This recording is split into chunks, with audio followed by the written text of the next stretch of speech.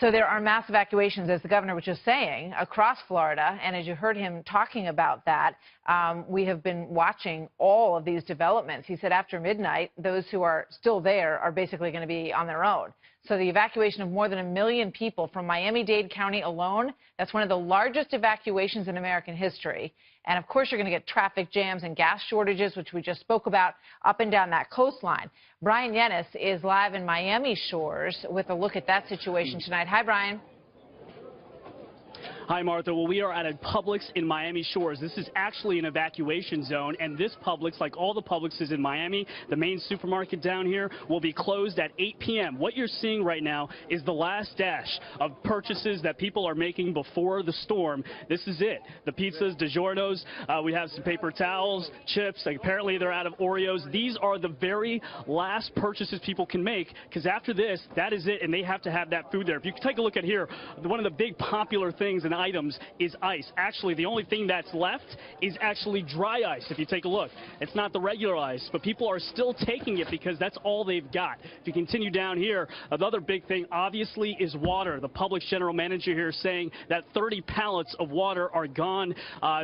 They went through all of it, 10 pallets they went through just in an hour, and people have been limited to 4 gallons per person. That's the water aisle right there. You see, there's there's actually a few bottles left. That's new, and that's it. The other popular thing is obviously bread. Bread is now gone as well. And when you talk to the people here, it is a mixed bag as to who's here. And so there are some people that live here in the evacuation zone that are actually staying put, and there are other people that are, there are other people that are getting food and actually going outside of the evacuation zone, and it's really a mixed bag. One person I spoke to said, I'm from Miami-Dade, I'm not leaving, I was here for Wilma, I was here for Andrew, I'm getting my food and I'm going to hunker down. Another person said, I'm getting out, but everybody obviously needs food, and that's the important thing. No matter where you are, the state is telling people, even if you go to a shelter, you're going to need food, you're going to need bedding, because sometimes they just don't have it. So it's important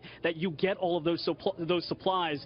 And really, Martha, you have 45 minutes, and that's it. The only people that you see in the streets here in Miami are people at gas stations. Miami-Dade County downtown and the city of Miami completely, really empty.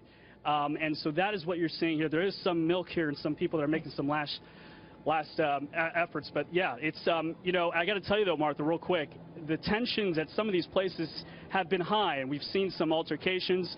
Well, we've heard of altercations, but there have been police at these Publixes to make sure that people are doing it right. But kudos to the Publix staff. Many of the people that work here putting in 74 hours this week, despite having to be in the evacuation zone. The general manager of this store saved a pallet of water and food for them, so that after they get out of this shift, they can take that food and go wherever they need to go, because come Saturday, there's not going to be any food. I mean, it's no surprise. There's so much anxiety around this storm, and, you know, people do get panicked about getting what they need and clearing out those shelves, and they're trying to leave enough for everybody else, and there's no more Oreos, Bryan.